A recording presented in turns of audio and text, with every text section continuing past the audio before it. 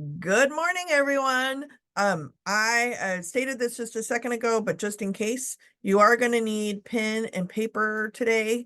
And if you don't want to use pen and paper, I'm going to put a handout if I can figure out how to do this.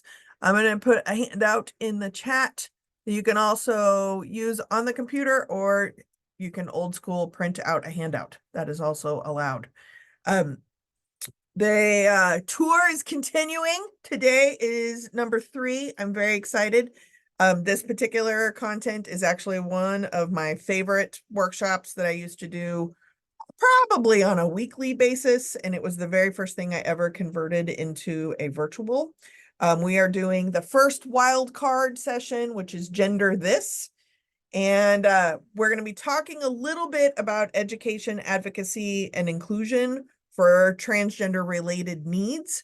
But the model that we're going to be doing was, at least as a speaker person, is probably the first thing I ever did that was really like, all right, I'm noticing there's a problem and we're confusing things together. Let's take it one at a time and really think about it. So again, the texting number for today is 202, or the texting number for any day is 202-670-4262. And you can use the fancy schmancy QR code to follow me on the Instagram, which is evidently what I'm supposed to have done probably starting 10 years ago. But whatever, we work at our own pace here. Today we're going to be talking specifically about sexual identity, gender identity, and sex. Not the act of, but the like anatomical biological use of the word. But it will help people get to a place of understanding things, and you'll be able to ask questions if you would like about what pronouns are, what names are, where we gender things, where we don't gender things, what are used as synonyms, which, spoiler alert, a lot of synonyms are used inaccurately. I had a very fascinating conversation. I just rolled my eyes with a friend that I've been friends with for 4,000 million years. And I really thought, because of our friendship, that this had like sunk in through osmosis. And then they read the Webster dictionary definition of gender to me and were like, see, I'm right. And I almost threw furniture. So it doesn't sink in through osmosis. We're just going to take one at a time. Yesterday, I showed my favorite thing about responsibility. I would like to ground just really quickly. Just remember, you have your own working definition of what you're responsible for. For some of you, that is a very tiny circle, but at least you're responsible for yourself. Don't forget that part. And for some of us, it is a very large circle. And don't forget to be responsible for yourself. Okay? Just ground yourself in that. So I want to do 2 things in this first section, and that is, I want to, 1, assume that everyone in this webinar or watching the recording is going to have a conversation with someone that has never understood the difference between sex, gender, and sexual identification or sexual orientation. And this triangle is really going to be very helpful in like, all right, let's slow down and let's have a conversation. So if you already know everything, this is a really good way of having this challenging conversation with other people. And if you don't, that is also completely fine. So I want us to be able to have this conversation regardless of what your background or knowledge is. So we're going to start off with this triangle method. Again, I'm going to put the handout into, it doesn't do it anymore. It used to do it, but now it doesn't do it. I want to make sure that you have a pen and paper. That would be great. And then if you do have pen and paper, you can draw along. And now it won't let me add anything at all into the chat. That's really weird. Pat, if you have co-hosting deputized skills, can you put the handout back into the chat at some point? I just gave you homework to do. Okay, great. Okay, so if you're drawing along or playing along on a handout, that's going to be great. But before we get to what will be a triangle, I talked a little bit about this before, but I want to invoke the binary. So binary literally means 2 choices. So some of us academic-y folks, pinko commie liberals, we throw around binary like as if we talk about this all the time. What it means is that basically we're lazy. and that we are cognitively, intellectually aware that there are way more choices. But then we simplify everything down to you're either this or you're a this. Sometimes it's an us and a them. Sometimes it is like ketchup, onion people eat hot dogs. I don't understand them. And then there's mustard and relish people, which is the appropriate way of eating a hot dog. There are millions of ways of eating a hot dog, but I'm only invoking two of them. That's what I mean by a binary. Oftentimes, oh, total great example, Emily. Toilet paper over, under. There's only one answer, over. And that is great. Crunchy or creamy peanut butter. Evidently, there's like almond paste and cookie butter and what? No, crunchy or creamy. The answer is crunchy. That's what I mean by binary. So while we are going through this model, I'm going to ask you to stay in a binary because some of y'all going to get all AP honors advanced class on me. And I want you to slow your roll because when you start doing that, number one, it stifles conversation. And number two is that I want you to notice that these assumptions and the conflation specifically around anatomical, biological sex and gender get smushed together as if they're exactly the same thing.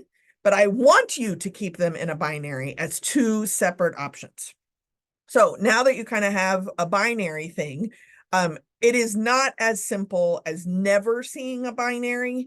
It's recognizing that you can both see the complications and multiple options and also the reduction of a binary. You have to flex the muscle of being able to see both duck, rabbit, duck, rabbit.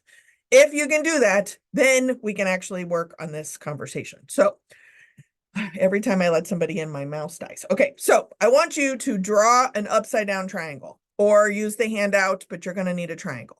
Okay, 3 points is a triangle. I like the 2 points on the top and the point on the bottom. We're going to label the 3 corners sex, gender, and sexual identity. I do sex top left, I do gender top right, and I do sexual identity at the bottom. Some of you may be more familiar with the term sexual orientation for the bottom one. That is totally fine. I'll explain why I use the term sexual identity. Some people worked really hard for sexual orientation to be used because at the time, like preference and things like that were more commonly used. We're talking about the same thing. It goes on the bottom of the triangle. Okay, so play along and draw your triangles: sex, gender, sexual identity. I'm going to go through each one of these one at a time. You are playing along at home, so you can go back to either side at any point in time, leave yourself notes, etc. But we're going to spend time on each one because they get squished together all the time, primarily in legal documents and in Webster's dictionary in our conversation. And that's what I want to pull apart so I can show you how this happens and how quickly it happens. And if we can slow that down, then it's a lot easier to understand some of the things that we might find confusing. Sound good? If this sounds good, put a 5 in the chat because you're giving me a high five, the kind that doesn't involve touching, which I like a lot. So high five me in the chat. Okay, great. I see 5s. So we're going to start at sex. Again, not the act of. It is way too early for that for some people.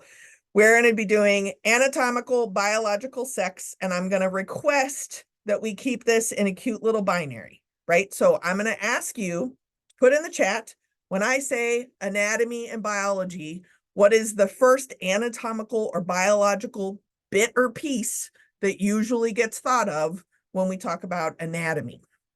It is not a trick question. It's almost always the first thing that comes up. Some of the words are hard to spell. I will tell you that. So genitals, good job, Rob. So when we say genitalia, Amy, you get 2 points because spelling genitalia is a challenge. But keep it a binary. So what do we mean by genitalia? Yes, you're not going to explode by typing the word penis. Always comes up first. There's a joke there. And the penis gets paired with the vulva or the vagina. Okay, so Amanda, you win. You're the first one that I see. So when we start talking about genitalia, we're going to create what ends up being kind of a column on your sheet of paper. So when we have somebody who has a penis, there's a whole bunch of anatomical stuff we assume they have because we are basically assuming they have a penis or they do have a penis. Same thing happens with a vagina, okay? So as we go along, I want you to kind of think about what those things might be. So I almost always ask for crowds to start off with penis and vagina because most of you are at work and we're not allowed to say these words. But it's really important because there is a country song that is based on whether an ultrasound of their baby has a penis or doesn't have a penis.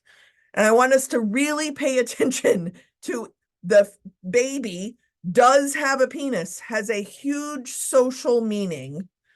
That baby does not have a penis, has a different social meaning.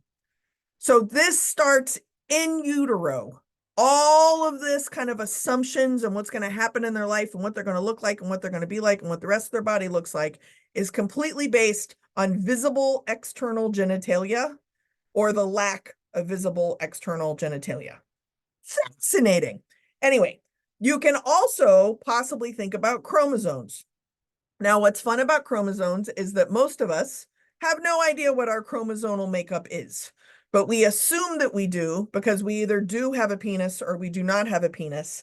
And therefore, we assume that we either are XY, which would have a penis, or we are XX, which would have a vagina, which is already a big assumption. Sometimes we will find out our chromosomal makeup if and only if we are specifically ordering tests, right? Like if we're checking for the Down syndrome or breast cancer chromosomes or something like that. But we might more likely be able to know what our hormone levels are. So we assume the XY penis having thing has testosterone, and we assume the XX vagina having thing has estrogen. Spoiler alert, we have both. There are 500 combinations of chromosomes, and all of these hormones are pumping in our bodies. But it's when we start having puberty, fertility, or menopausal related issues that we might get our hormones checked. Most of us do not know what our hormones are unless we are having a puberty, fertility, or menopausal related issue. We just kind of assume because that's how the binary columns work, right? Now, I did see this in the chat. I'm Southern, so I like to refer this to like innards or maybe giblets, right? So there's reproductive organs, there's ovaries or testicles. Those usually get paired together. There's lactation giblets. There's different lymph node things. I was a ceramics major, so I don't necessarily know all the medical terms, but we're just going to lump all the floaty bits. If your body was Rocky Road ice cream, this would be all the almonds and marshmallows and little floaty bits that are happening that generally we assume we all have, unless there's a medical problem. And then we have a test to find out what we actually have. But unless there's a problem, we just assume we have the correct innards that go with the correct hormones, that go with the correct chromosomes, that go with external genitalia or possibly internal genitalia, right? Can we agree that that's like basically a functional assumption that medicine does, parents do, we do for ourselves? Yes? High five? Yes? This is when you put fives in the chats. So good job. Okay. So secondary sex characteristics also show up. And what's interesting about secondary sex characteristics is that they are like the social understanding of what happens based on your genetics, DNA, hormone levels. So a secondary sex characteristic is still not necessarily something that you get to opt into. It kind of comes with the package, but it's interpreted differently. So for example, depending on what your estrogen hormone level is in your body, will depend on where you store fat in your body. So let's say that you have a high enough estrogen level that you tend to store fat on the front of your body instead of the lower half of your body. If that's the case, then you might have breast tissue. But there's a big difference socially between a female's breast tissue and a male's man boob. It's just fat stored on the chest, but it's socially interpreted very differently. That's based on genetics, DNA, and hormones, right? Now, notice I said male and female. I saw that show up in the chat too. When we're talking about sex, we are talking about the words male and female. We'll get to it in a second, but we're going to spend time here for a second. But if we're talking about masculine or feminine, man, woman, androgynous, non-binary, that's the other side of the triangle. I keep it on the other side of the triangle because it gets smushed into here. We're just talking about anatomy and biology and sex markers. One of the things I do quite often in my consulting work is I read people's surveys. And in the surveys, they almost always ask for the person filling out the survey what their sex is. And so I always ask them, why do you need to know this information? Well, we like to know how many men or women are getting the flu shot this year, let's say. Okay, so then if you want to know how many men and women are getting the flu shot, why are the options male and female? Right? Like make sure that you're not conflating the two, which we do all the time. So body hair, or how high or how deep our voice is, our size. I wear a size 12 shoe. And because I do this training, it is not uncommon that people assume that I am a trans woman because I have really large feet. I am not a trans woman. I am a cisgender woman, which means that I was born female. I identify as a woman. I just happen to have a firm foundation. Some people can participate in No Shave November. Some of you would love to participate in No Shave November, but you can't grow facial hair. I think I do not have facial hair, but there is a reason I keep tweezers in my car, because for some reason the light at red lights, you see the one barb that comes out of my chin. Keep tweezers in your car. It's a pro tip. Anyway, so we take care of it. We can show it off. We can participate in things, but we can't make it occur. We're not choosing to make it occur. We might choose what to do with it, but we can't make it happen. Does that make sense? If you can understand the difference between anatomical and biological bits and pieces that got dumped in your bucket, then you'll understand much more the difference between sex and gender. And again, we're going to get to gender. I just want to spend time talking about sex for a second. Now, when we get to gender, we're going to do kind of the same process. But before we do, I just want to check in and see, are there any sex, anatomical, biological related questions? Not the act of. We can do those over text message. Are there any questions about anatomy or biology that need to be asked so far? And you can text message if you don't want to say them out loud, or put them in the chat. The texting number is 202-670-4262. How does size fit into secondary characteristics? Excellent. How tall are you? How short are you? Do you have hips, or do you have shoulders, or do you have both? Are you a refrigerator with a head, or are you really skinny? How many chins do you have? Right? Some people they only have one chin. They don't even know how lucky they could be by having all this extra like padding, right? That tends to be size. Small hands, small feet, Wendy, excellent job, right? Whatever it is that is happening in the bucket of your chemistry, that can impact where your hair is and how much you have. And if you're balding, if you have a widow's peak, if you have a receding hairline, all of that is genetic, chromosomal, or hormonal. You mentioned can't take them on or off, but we can alter it through medication. That is true. And we're going to get there, right? Is that you can do something to intervene. You could block your hormones or block a particular hormonal reaction. You can also add hormone replacements. So what I like to use as an example, because we almost always think of someone going through transition for this process. So I have had a complete hysterectomy, which means that I no longer have ovaries or a fallopian tubes. I can't ever say that word. So for some people's definition, I would no longer be considered female. I'm still a female. I just really do not want to get pregnant. See, there's a difference, right? So if that's the case, now I can have hormone supplements because I don't have ovaries. They were defunct anyway. So now as I'm perimenopausal, I am experiencing what hormones do in a way because my ovaries didn't work. We didn't even know that before we took them out. And then when we took them out, we were like, oh, surprise, they don't work. Who knew? I would never get pregnant. I mean, college kind of cured that I was not going to get pregnant very often. But anyway, so when you have the hormone replacements or the hormone blockers, you can alter the bucket of choices that you were, or bucket of variables that you were born with. That is true. But it tends to be because of the outcome that you're shooting for, which is on the gender side, unless it's an anatomical or biological thing, related to puberty, fertility, or menopausal issues. Great. Any other questions, comments before we move on to gender? Texting number again, 202-670-4262. Emily and or Pat, mostly Emily because Pat's barely doing it. Can you put the handout in the chat again, just in cases, because there were a couple other people who joined it. All right.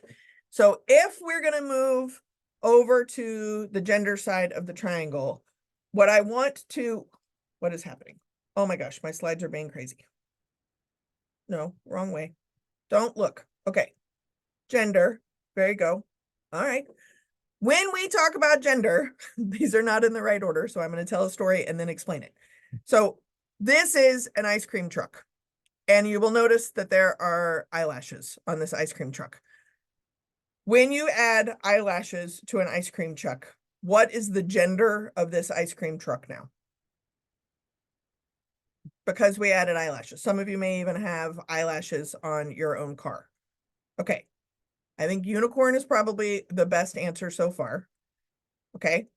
Emily, you get a bonus point because you used a gender neutral descriptor, it's, and then called the truck a woman. Okay, good. The other answers so far are saying female. Okay, now we've moved to the other side of the triangle. So if we're saying female, then you're saying an ice cream truck has a certain set of hormones, a certain set of chromosomes, a certain set of innards, and a certain set of external or lack thereof of external genitalia. I don't know how cool your ice cream trucks are, but my ice cream trucks generally are machines, right? Like you have to take them to an auto mechanic, not a gynecologist. So even with eyelashes applied, they still don't go to a gynecologist. They go to a mechanic because it's a machine. But we make the ice cream truck feminine, therefore giving it women-ish characteristics by applying eyelashes. Fun facts.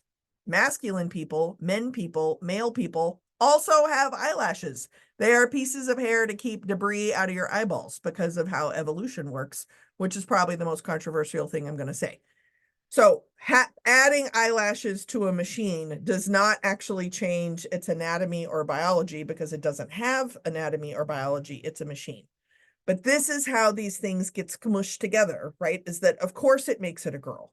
If you turn something pink, of course, it's a girl pin or a girl razor instead of the blue one, which is its counterpart, which, in case you're interested in some historical nerdiness, changed. Originally, blue was for women and pink was for men because blue represented the Virgin Mary because Christianity's got to be centered in everything. And pink represented a nubile penis. Cute. Then we went to war. So then most, not medical, military uniforms had blue in them. So blue became representative of men who go to war because we can't let women go into wars because men started them. And then pink became virginal stuff because there's only straight people in the world. So that's how we switched pink and blue to pink. And if you throw on some eyelashes, it gets pink. These eyelashes are even pink, okay? This is an ice cream truck. An ice cream truck does not have an anatomy or biology. Can we agree on that, Elite? I think, right? Kendra, you noticed it was pink as well. Okay, when we talk about gender gets broken into 4 different areas that spell right. So if you're playing along or doing this on a cocktail napkin in front of your fun uncle, just remember that gender spells ripe, R-I-P-E. So gender roles is something we need to talk about. Gender identity is something we need to talk about. Gender perception is something we need to talk about. And gender expression is something we need to talk about. Okay, those are what the 4 things stand for: roles, identity, perception, and expression. Extra bonus is perception is different. So we're going to take perception off to the side a little bit, and I'm just going to talk about gender roles, gender identity, and gender expression. Your job is to stay on this side of the triangle because your brain's going to keep flipping back over to the other side of the triangle because that's how our culture works. But I just want you to stay on the gender side of the triangle. So gender roles usually are the ways we relate to other people. Sometimes we have words or labels for these roles that are gendered, right? So like a mother is different than a father, a sister is different than a brother, an aunt and uncle. So a friend of mine has a niece that is starting to use gender neutral pronouns. And so then my job was to make their head explode because that you can't say niece is gendered. So what do you say? So there's all different kinds of words being created. My favorite is nibblings. Nibblings could be a niece or a nephew if they were gendered, right? But because we're not doing genders, we're saying nibblings.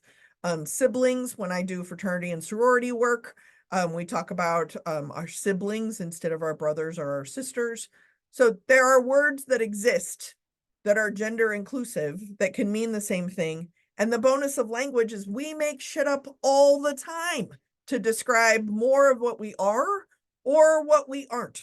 We just make up words, right? Spouse, partners, things like that, those can be non-gendered as well. But notice, as soon as you say one of them, you then write a whole story about the person who's saying it and then the person that they're talking about, because we're going to roll through this triangle automatically because that's what our culture asks us to do, so that we know which packet of stickers to buy, because there's boy stickers and girl stickers. How would we order a Happy Meal without doing the entire triangle? Okay, so the reason why I separate perception is that perception is the one we have no control over. So if roles are a relationship with other people, perception is how other people perceive us. So then we do try to give people clues. So the outbound messages would be the words we use to describe our roles, the words we use to describe ourself, our own gender identity. I think of it as kind of like a label that we use to describe ourself. And then our expression is how our self moves about in the world. Most of us probably had to think about what to put on this morning. And sometimes you put on an outfit and you're like, I'm not feeling that outfit today. It always starts with the shoes for me. What shoes am I want to wear today? Okay, what do I want to wear on top of that? We might change our hair or our glasses, or like when I'm on stage and I wear red lipstick, I feel so masculine as soon as I put on red lipstick, and that makes me very, very happy. And then I am like confident and I can do my little stage job, right? And then when I'm back in my hotel room and I order room service and I'm in my pajamas watching Dr. Pimple Popper, the first thing I have to do is take the lipstick off, because that doesn't make sense to me. Some people would associate lipstick as something that would make an ice cream truck more feminine, right? But it doesn't, for me, it has a different effect. But the message it's sending out is up to someone else's perception. The only part of perception that we have control over is how we perceive other people. So where you send all these outbound messages out to them so that they will hopefully perceive you correctly, what you're shooting for is validation, whether they perceive it or not. So when we talk about being an ally, what it means is allowing someone to send out messages. You may or may not perceive it accurately, but you're going to validate it because that's what they're telling you they want you to do. When we see other people, we can notice what do we need that, again, kind of tips our mental binary system. So for me, for example, if I see someone with facial hair, I almost always assume that's going to be a masculine person. But that's on me. I don't know anything about that person. And just because I saw that variable doesn't mean that I'm right. It means I'm likely to be right, but it doesn't mean that I am right. So you're in charge of how you perceive other people, and there's no guarantee how anybody else is going to perceive you, but you're shooting for validation. And instead of waiting for everyone to validate what you want to do, you can actually take responsibility to validate other people, even if you don't perceive it. The example that I like to use here is when someone thinks they're funny, right? Like as a funny person, people come up to me all the time and tell me that they are also comedians and they think they're funny. And I'm like, oh, okay, great. And then they say, well, you're a comedian, Jess. Tell me a joke. That is how I know they are not a comedian, because funny people are not funny on command. We are actually depressed, dark, often recovering alcoholics. You don't want to know what's going on in my head out loud. I have worked really hard to filter that stuff and keep it up in here. But when someone thinks they're funny, I often, because I am a comedian, I often will laugh at their attempt to be funny because I'm trying to validate their identity. It's important to them that they appear funny. I do not find them funny. And sometimes it's kind of a field of dreams thing, is that if I laugh enough at someone that I don't think is funny, eventually I kind of learn their sense of humor. And then, it's a unique choice. It's like people who put like, I don't know, lemon on Thai food, that should be lime. I have a strong opinion about this. But, I could be open to their flavor of humor that might work in some other context that I am not in. And then that validation can kind of become a habit. And I might even like lowercase p perceive them as occasionally not serious, right? Validation is about them. Perception is about you. That's an important distinction to make. Okay, there are questions in the chat. The texting number, again, there's usually lots of questions during this one, so I like to make lots of checks. Texting number is 202-670-4262. So I think I scrolled up enough. Yes, we got to the pinks. Okay, so then Emily, you asked, what should we call a brotherhood of electricians, a siblinghood? So first off, I don't know, it's up to them. What they want to be called caramel squares. I have no idea. But siblinghood is one of the best things that you can do that would be inclusive of everyone. And it is also like a virtue signal if there's people in the room who are not interested in that woke ass language. They're going to be really mad if you say siblinghood, right? So I would find out what language they use to describe themselves. I would also throw in that sometimes people have worked really hard to be in a brotherhood. And even though they identify as a woman, they are so honored to be part of the brotherhood that brotherhood is what they're shooting for. So sometimes we overcompensate and use other words that are then not actually affirming to the people we're trying to be affirming of, because we are Olympic athletes at making assumptions instead of just asking. Ask them what words they use. Sounds great. My dog is barking, but Pat helped me change my sound. Is my sound still working even though the dog is going nuts? Wow. Okay. Zoom settings for the win. Okay. We call them electricians. That's a really good one. That's a good one. Thanks, Regina. She agrees. I scrolled up too far. Got it. Y'all are having your own conversations. Perfect. Who needs me? Would they be calling themselves brotherhood if they're part of a union organization? Sure. So they could be a brotherhood. They can also be a sisterhood. They can also be union members.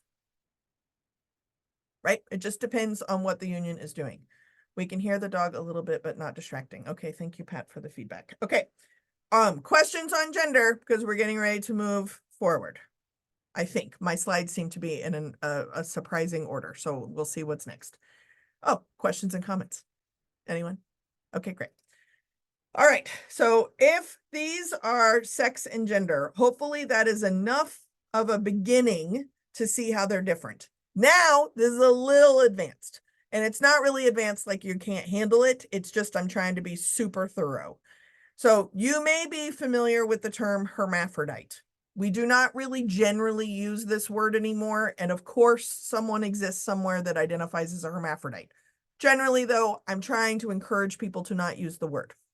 Where the word hermaphrodite comes from is Hermes, the ideal male, and Aphrodite, the ideal female, that, wait, let me check my book, are also mythical people, are of course heterosexual and had consensual sex that resulted in the ideal baby. And that ideal baby they named Hermaphrodite, the cute little blending of the name, even before Instagram happened. And the ideal baby had all the female parts and all of the male parts, or at least some combination thereof, messing up our cute little binaries. We now use the word intersex. Someone may have an intersex condition. Some people say intersexed with an ED. I'm Southern. I don't add ED to any descriptor of a human being. So intersex, person with intersex condition, that is what the I stands for. So when you see the alphabet soup letters, there's usually an I. This is where the I comes in, and it's on the sex side of the triangle because it's someone who was born with a combination of internal or external bits that don't align with somebody's socially constructed binary of what they're expecting.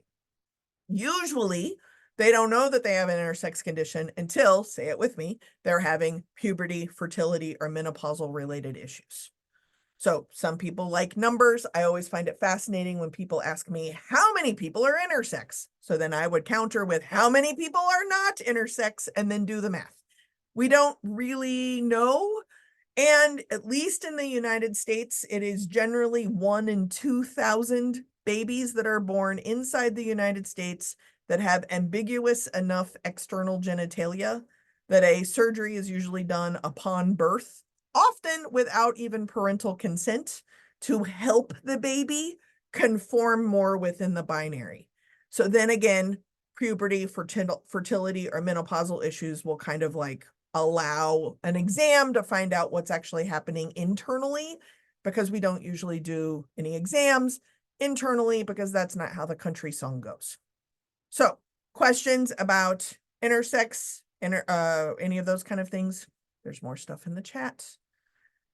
Like perception, roles are not really something we can control either. Sometimes they can also be chosen. There are so many expectations in the workplace. Exactly. Okay, great. Kendra says back to roles. At our synagogue, the women's group was called the Sisterhood. Now it's called Women of TEC, which is supposedly a big deal. Great. Emily had to leave. Bye. Question on gender. Cisgender is more commonly used. Why is that? Okay, great question, Rob.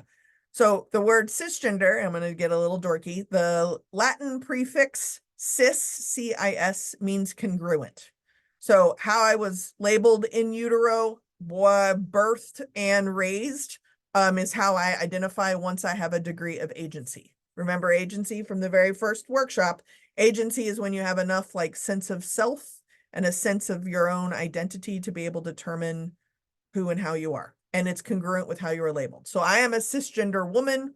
I was born a baby girl. I was raised as a girl. I became a teenage woman-ish person. I say that because I was very late to puberty, but eventually I am now a cranky old fat woman. So all works. Same column of the binary thing. Totally works.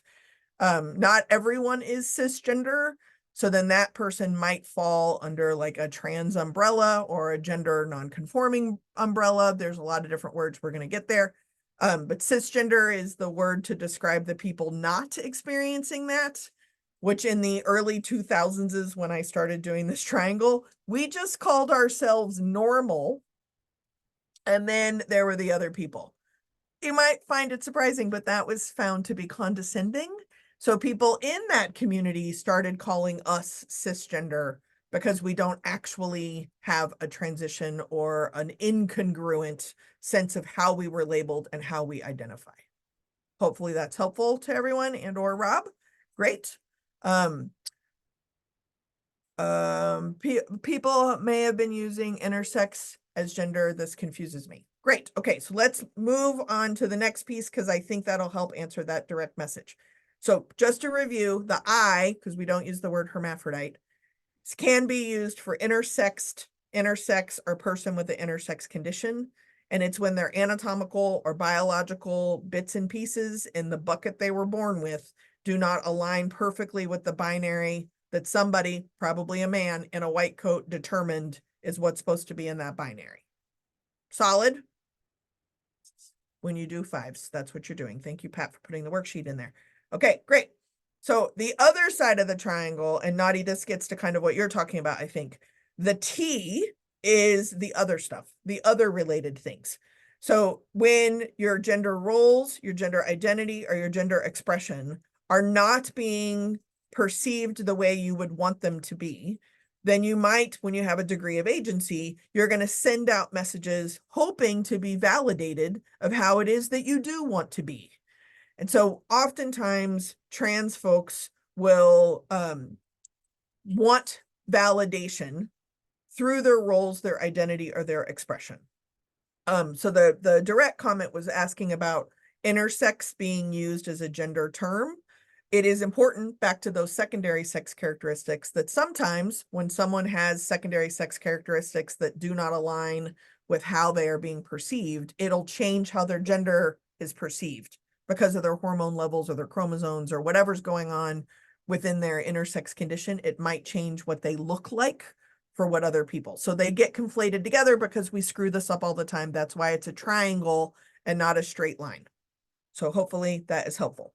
When we talk about the T, Transsexual was the word that was used first, and it was because these people are changing their anatomy or their biology. That was the whole point. If you would like more history on this, but we don't have enough time, but I could do it if you'd like, is that this was also curing people, I'm using air quotes, because they weren't heterosexual.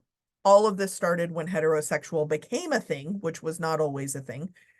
So by changing someone who did not identify as heterosexual into quote unquote the other sex, then they became straight, and that was somehow better socially. That is about 200 years of history in like 6 sentences. But that is why the word transsexual started getting used. So then transgender started being used because it was not everyone had access to healthcare. Still, even with Obamacare, not everyone has access to healthcare. And sometimes they didn't want to change their physical body. They just wanted to be perceived in a different way, which then crossed to the other side of the triangle. So transgender started being used. And then a bunch of highly educated academics decided to come up with the word trans, or trans with an asterisk, to be as inclusive as possible of the people that they were likely studying or doing research on or doing therapy with. So they came from a place of allyship or advocacy to use trans or trans with an asterisk, but it didn't necessarily come from this community. So sometimes that word also kind of ruffles some people's feathers. Now, usually we slippery slide off topic, but so I'm going to explain because it's kind of relevant. So when we start talking about a crossdresser, a drag king, or a drag queen, again, I just want you to notice how binary this language is. But a crossdresser is the more appropriate term for a transvestite. There are people who identify as transvestites. There are TV conferences that still happen. I encourage using the word crossdresser. Most of the research done on crossdressers conclude that this is a very private activity, that someone in private wears the quote unquote other gender's clothing for either personal, emotional, spiritual, or sexual reasons. Most of the research has been done on what, to use, Rob, we're going to invoke cisgender. So cisgender men wearing women's clothing in private. That is where most of the research has been done. Oddly, I think it's because women who tend to wear masculine clothing, we just go to work. So no one necessarily notices or cares. And boxers are way more comfortable, in my opinion, than women's underwear because they don't crawl up your butt. But we're not allowed to talk about this because women don't talk about their own clothing because we live in a patriarchy. That's a different workshop. Okay, so that's crossdresser. The key thing to remember is private. So their partners, house, pets, they don't usually know about this activity. Whereas a drag king or a drag queen would be very public. And happy binary. So a drag king is usually a woman publicly performing in masculine clothing or dressed as a man. A drag queen is usually a man wearing women's clothing, performing very publicly. Trans people often perform as drag performers. That's a whole commentary on being under or unemployed as well. And if I did drag, which I don't anymore because the last time somebody went to the hospital and I thought that was a jinx. But when I do drag, I am what is called a bio queen. See, we make up words because I'm a biological female. And when I would perform, I would wear very high femme makeup, hair, clothing, etc., which is referred to as a bio queen because it's not who I typically am in real life. So it still feels like a performance. Language is fun. It's fluid. What's also fluid is gender, and you get to do whatever the hell you want to. All right. I realize I have not put my cussing filter in today, so good morning. I did take a shower, though. You're welcome. What would you consider Eddie Izzard was before she transitioned? I hope I stated that correctly. Okay, so first off, you can ask anything you want to. You're not going to offend me. So Eddie Izzard is a comedian who now goes by Sasha. That's not correct. What's her name? She has a new first name now. So she transitioned and now goes by the first name that I'm forgetting that hopefully Pat is Googling because he's like constant backup. It's not Sasha, but it does begin with an S, I think. And so I believe that she identifies as a woman. Susie, so close to Sasha. Oh, and Aaron got it first. Pat, you are slow on the draw. But Aaron is also in Wisconsin. So high five to Wisconsin for the backup. So that is what Susie considers herself. So I can consider, and I think the key word is consider because we're talking about validation and perception. I consider Susie Izzard as one of the best comedians I've ever heard in my entire life. That is my consideration. Is that helpful? Hopefully. So the ice cream truck is actually a queen. Could be, because it could be related to Dairy Queen. See what we just did there? Yeah. Oh, Pat, stealing my jokes. Okay, my webinar. Okay, great. We got there. Great. Though Susie will also answer to Eddie. Good to know. And you will also notice that there are people who will say, I don't care what pronouns you use. I tend to get infuriated at that answer because I want to be correct. Well, they just told you how to be correct, and that is they don't care. My shrink's name is Caroline. I have been going to the same shrink for 18 years. And finally, this week, I said, is it Carolyn or Caroline? You would think I would know this. And she said, I don't care. Just spell it right. My head exploded. What is your name? And she said, I don't care. Just spell it right. That's a really important thing. My name is Jessica. You can call me Jessica. You can call me Jess. Do not call me Jessie. So when I want to ride on the word consider for a second. So if you are considering me and I have told you to do or to not do something, then it would be very validating for you to follow my directions. Right? So don't call me Jessie. So I do not like that. But when she was Eddie, she was a drag queen, not a crossdresser. I don't know what words Susie or Eddie would use to describe their previous self. I would guess that the public persona is the difference between being a crossdresser or a drag queen. And I don't know that it matters because I don't know what that person would have considered themselves to be. You may be familiar with some of the more androgynous language, which is gender variant, gender bender, gender nonconforming, non-binary. There's other words that are being used.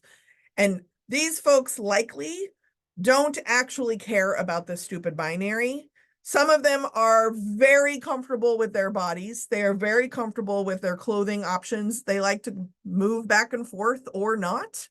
And by doing that, they're critiquing the binary, not themselves. Themselves are not trying to be fit in anywhere. It is interesting to me that when we think about androgyny, we tend to default to masculine clothing as kind of the baseline of androgyny, but not actually caring about this kind of policing of gender may also result in very feminine clothing.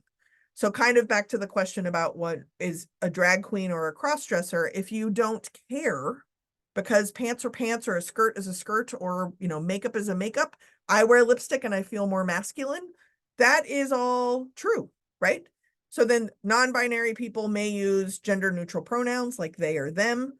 Oftentimes somebody will tell me that they can't use they or them for a singular person. Yes, you can, and you do all the time. Mostly we get defensive because we thought we were right in our perception. And we have now been told that we were not right in our perception. So update your note card. That's all you got to do. So if that's sex, that's gender. We talked a little bit about secondary sex characteristics, intersex and trans. Now we're at the bottom of the triangle, right? And this is supposedly the easy part. Again, the texting number is 202-670-4262. But if we're going to start here, before we can really understand when I start talking about like heterosexuality, etc., the cisgender, which we talked a little bit about of congruency, the privilege of not having to navigate this conversation or not having to justify to someone else how you want to be, that's cisgender privilege. And there can be cis men and cis women. Notice those are gendered words, and cis is the prefix. So if we get to sexuality, the first thing I like to start with is heterosexual or straight. Oftentimes when we do ally workshops, we don't start at straight people, but straight people, you have a sexuality as well. Welcome aboard. So heterosexual or straight is where I start. And then I go to gay and lesbian. Again, notice the binary. You're straight or you're not straight. And if you're not straight, you're either gay or lesbian.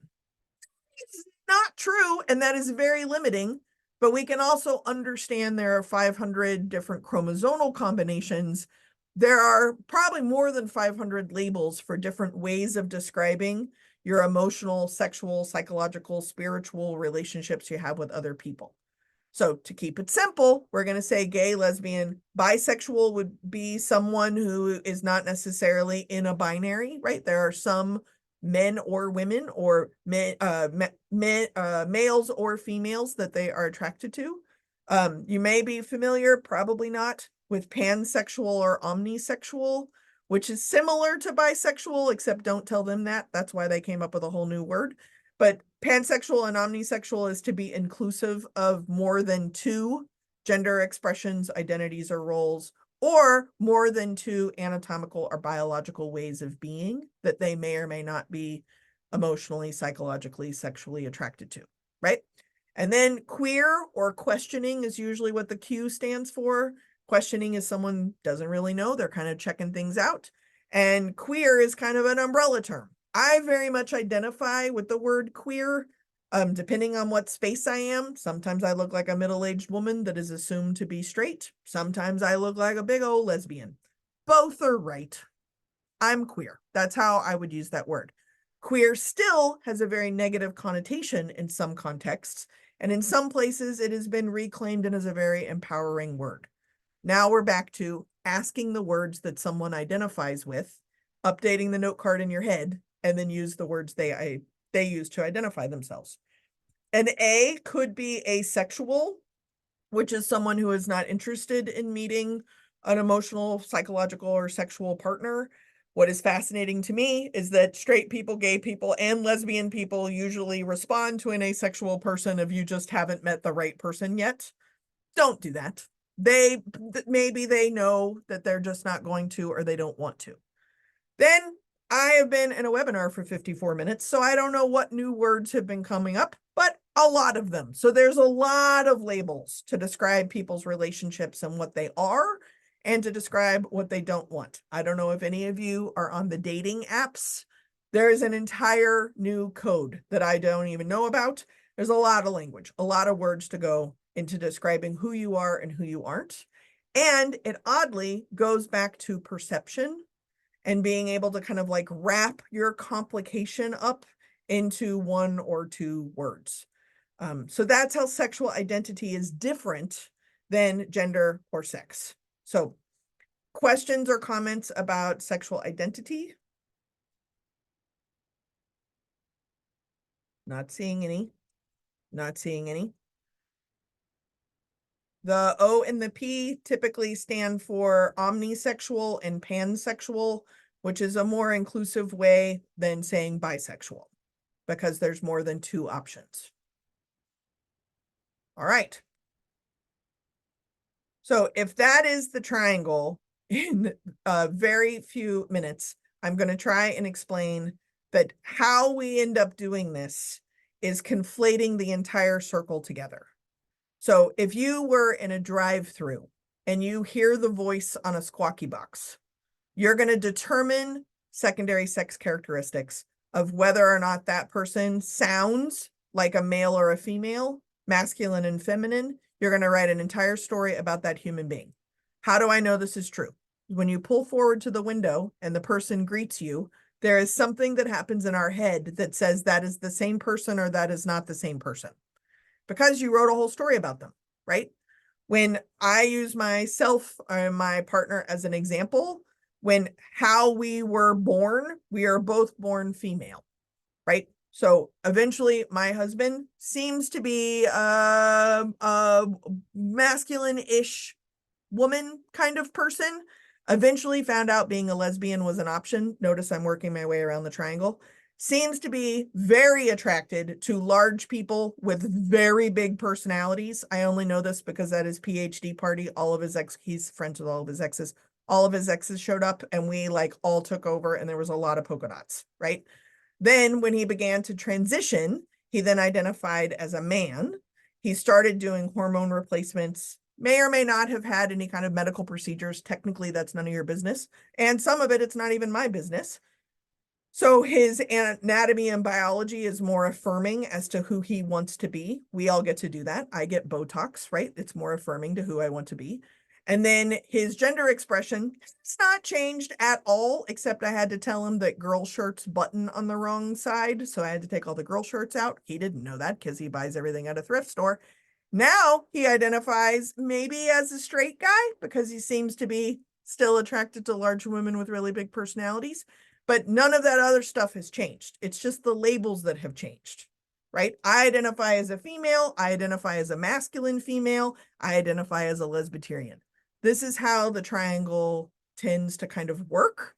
When you understand how you conflate it all together, that's when you can really understand the difference between sex, gender, and sexuality. And I think that there's a reason that they get all conflated together. And that's just to make it easy. So obviously there are like systems of oppression show up in how we police sex and gender, how sexuality is generally assumed to be heterosexual, how everything kind of fits into this nice little binary. This is often why straight men get blamed for everything, but straight women, you are also cisgender, you also have privilege, right?